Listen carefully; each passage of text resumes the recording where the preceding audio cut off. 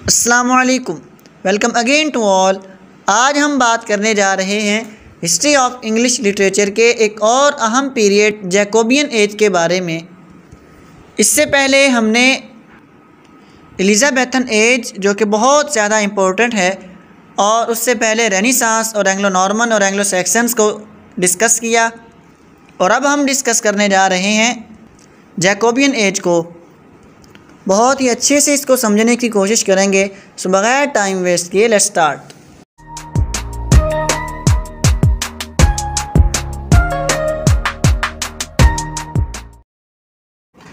तो हस्बे मामूल सबसे पहले हम ये जानेंगे कि जैकोबियन एज को जैकोबियन एज क्यों कहते हैं, ये असल में क्या था। उसके बाद फिर आगे चलेंगे। तो जैसा कि मैंने आपको बताया है कि बाज़ दफ़ा किसी एज का नाम उसके किंग की वजह से रखा जाता है, तो यहाँ भी सेम वही हुआ है। इंग्लैंड के अंदर जो बादशाह था 1603 से लेकर 1625 तक, उसका नाम था जेम्स वन इंग्लैंड में कहा जाता था, और स्कॉटलैंड में जेम्स 6 के नाम से मशहूर था। उसकी वजह मैं आगे आपको बताता हूँ। तो जेम्स का जो लैटिन के अंदर नाम बनता है वो है जैकोबस। तो जैकोबस की वजह से फिर आगे जैकोबियन बना, और जैकोबियन के नाम से ही मशहूर हो गया। तो अभी आपको पता चल गया होगा कि जैकोबियन को जैकोबियन एज क्यों कहा जाता है। ये शॉर्ट क्वेश्चन भी आ सकता है, लिहाजा इसको याद रखिएगा। अब एक बहुत ज़रूरी बात इसके बारे में समझ लीजिए कि क्वीन एलिज़ाबेथ वन जब वो इंतकाल कर गई, उसके बाद ये कैसे आया और ये कौन था किंग जेम्स वन, तो इसके बारे में हम थोड़ा जानते हैं। इसको याद रखने के लिए थोड़ा सा आपको पीछे जाना पड़ेगा। एलिज़ाबेथ का जो बाप था वो था हेनरी 8, और जो उसका बाप था वो था हेनरी 7, यानी एलिज़ाबेथ का ग्रैंडफादर, उसका दादा। अब जो एलिज़ाबेथ का दादा था उसके दो बेटे थे, एक एलिज़ाबेथ का बाप और एक एलिज़ाबेथ का चाचू, यानी हेनरी 7 के दो बेटे थे, एक हेनरी 8 और एक मार्गरेट ट्यूडर जो कि जेम्स 4 की इसकी बीवी थी। उसके बाद हेनरी 8 में एक तरफ देखें, हेनरी 8 की बेटी एलिज़ाबेथ हुई। एलिज़ाबेथ जो है ये आगे वर्जिन क्वीन थी, इसने शादी नहीं की। ये कहती थी मुझे अपने वतन से मोहब्बत है, मैं किसी से शादी नहीं करूँगी, वर्जिन क्वीन कहलाती है। उसके बाद हेनरी 7 का बेटा जो था मार्गरेट ट्यूडर, उसका बेटा था जेम्स 5। जेम्स 5 ने शादी की मैरी 1 के साथ। इन दोनों में से जो बेटा पैदा हुआ उसका नाम था जेम्स 6। तो ये वो जेम्स 6 था जो कि इंग्लैंड में आके जेम्स 1 कहलाया, क्योंकि उनके अंदर तो जेम्स और चलते आ रहे थे, लेकिन इनके पास जेम्स नाम का कोई बंदा नहीं था, तो लिहाजा इसलिए यहाँ पे जेम्स 1 कहलाया और वहाँ पे जेम्स 6 कहलाया। अब ये बादशाह कैसे बना कि इसका एक दोस्त था, जब एलिज़ाबेथ 4 हुई तो उसके बाद इसका एक दोस्त था रॉबर्ट, और ये ख़ुद भी बहुत करीबी था। जेम्स 1 जो है ये एलिज़ाबेथ के बहुत करीब था। तो जो रॉबर्ट है वो इन दोनों के करीब था। उसने इसके किंग बनने में बहुत ज़्यादा किरदार अदा किया। पार्लियामेंट का एक इजलास मुनक़िद हुआ, उसके अंदर तमाम लोगों की बाहमी मुशावरत से ये तय पाया कि एलिज़ाबेथ 1 का जो सबसे करीबी रिश्तेदार है वो बनता है जेम्स 6, जो कि यहाँ पे जेम्स 1 कहलाएगा। उसको ही हम बादशाह बनाएंगे। तो इस बात में सबसे ज़्यादा किरदार और सबसे ज़्यादा वोट जो था वो इसके दोस्त रॉबर्ट का ही था। दूसरी वजह इस किंग जेम्स को किंग बनाने की ये थी कि उस वक़्त किंग जेम्स जो है इसके पास तजर्बा था। तजर्बा किस बात का था कि ये उस वक़्त स्कॉटलैंड पे भी हुकूमत कर रहा था। तो उन्होंने कहा कि ये पहले भी स्कॉटलैंड पे हुकूमत कर रहा है, तो बादशाही के उमूर अच्छी तरह चलाना जानता होगा, लिहाजा हम इसको बना लेते हैं। जब ये इधर का किंग बना तो ये फिर ग्रेट ब्रिटेन इसका किंग बन गया। इंग्लैंड और स्कॉटलैंड दोनों का बैक वक़्त बादशाह रहा किंग जेम्स 1। याद रखिए, बड़ी मज़े की बात है कि बैक वक़्त 2 मुल्कों का बादशाह रहा किंग जेम्स 1, इंग्लैंड और स्कॉटलैंड का। तो ये तो हो गया इसके नाम के हवाले से थोड़ा सा बैकग्राउंड। उसके बाद अब बात करते हैं इसके दौर के हालात वाक़यात की। तो दौर के हालात वाक़यात कुछ यूँ थे कि किंग जो क्वीन थी एलिज़ाबेथ, उसके दौर में आप जानते हैं कि ये दौर गोल्डन एज कहलाता है, तमाम इंग्लिश लिटरेचर का गोल्डन एज कहलाता है। लेकिन उसकी वफ़ात के बाद जो जो चीज़ें उस चीज़ को, उस दौर को गोल्डन एज तक लेकर गई थी, वो चीज़ें फाल होना शुरू हो गई। अब यहाँ पे एक ज़रूरी बात समझ लीजिए कि जो रेनेसां है ना, इसके 3 पीरियड, ये टोटल एक पीरियड है, उसको 3 पीरियड में सब डिवाइड किया जाता है, एलिज़ाबेथन, जैकोबियन और कैरोलिन।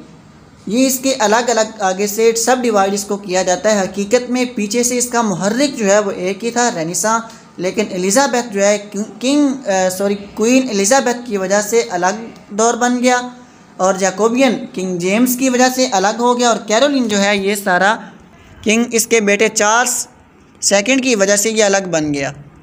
तो चूँकि इनके अंदर किंग अलग अलग थे, और इसके अलावा और भी एक लिटरेरी बहुत अहम इसके पीछे वजह थी, वो मैं आगे आपको बताता हूँ।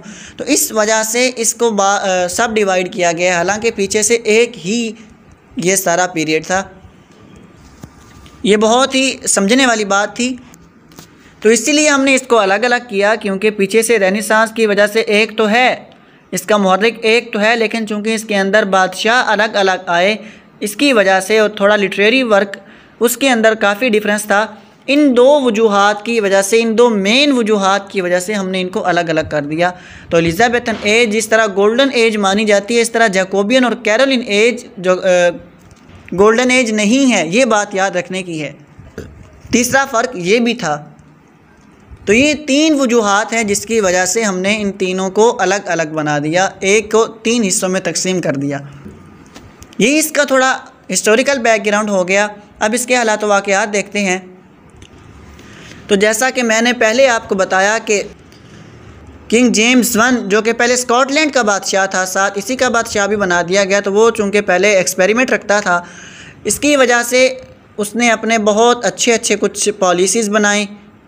उसने स्पेन के साथ लड़ाई को ख़त्म करके फ्रेंडशिप का हाथ बढ़ाया, जिसकी वजह से वह बहुत ज़्यादा मशहूर हो गया और उसने बहुत मकबूलियत हासिल की।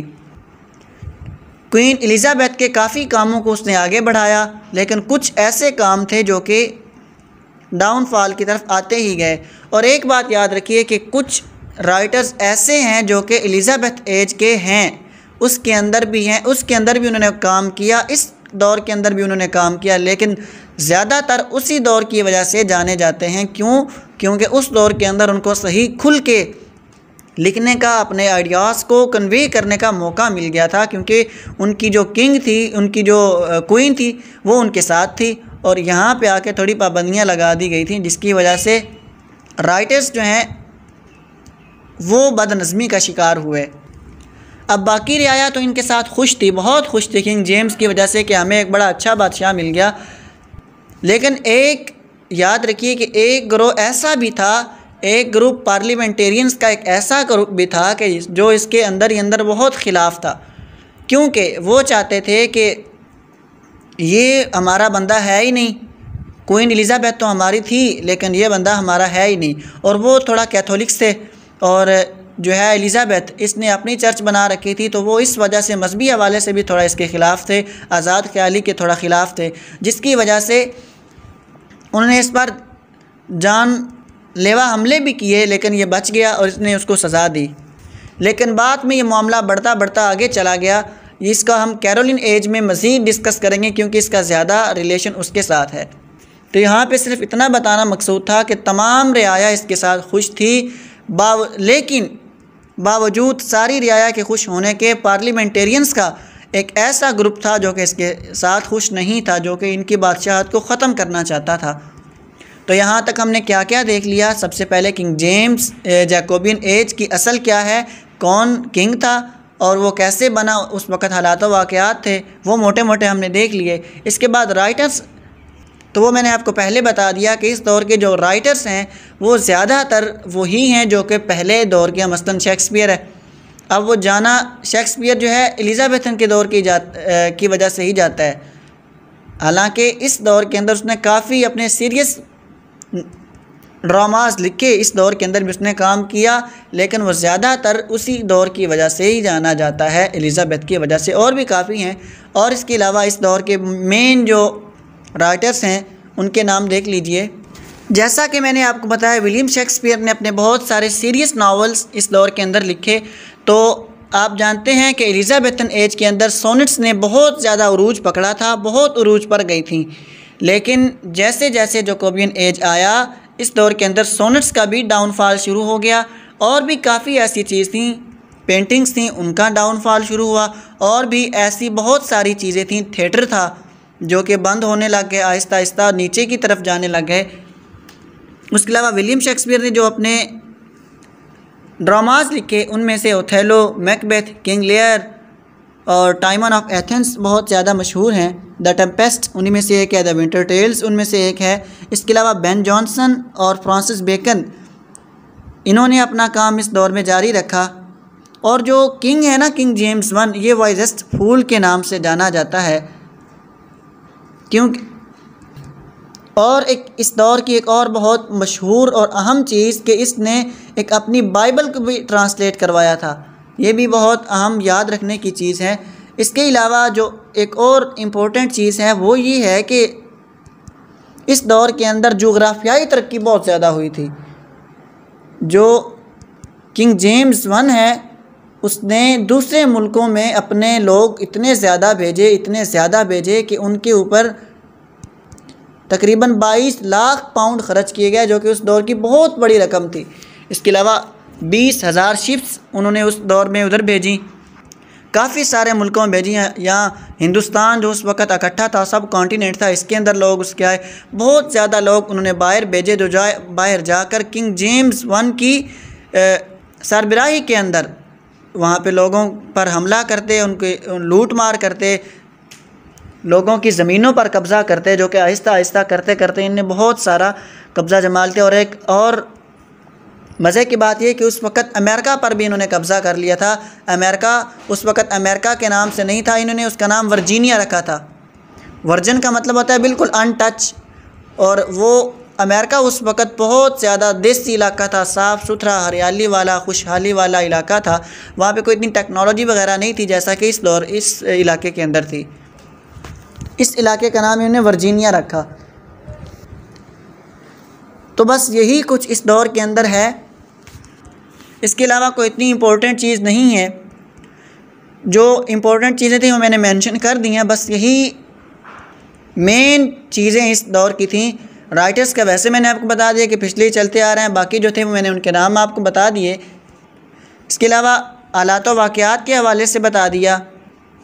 और हालात वाक़यात में एक और चीज़ भी ऐड कर लीजिए कि एलिज़ाबेथ ने तो पॉलिटिकल इश्यूज़ पे काबू पा लिया था, लेकिन इस दौर के अंदर आके मजहबी लड़ाइयाँ फिर अपने उरूज पे आने लग गई। फिर आहिस्ता आहिस्ता लोग इनकी तरफ राग़िब होने लग गए। लोगों के अंदर वो जो पिछला मादा था लड़ाई वाला वो फिर शुरू हो गया, तो लोग फिर दोबारा इसमें आपस में लड़ने लग गए। तो आई होप कि आपको अच्छे से समझ आ गई होगी।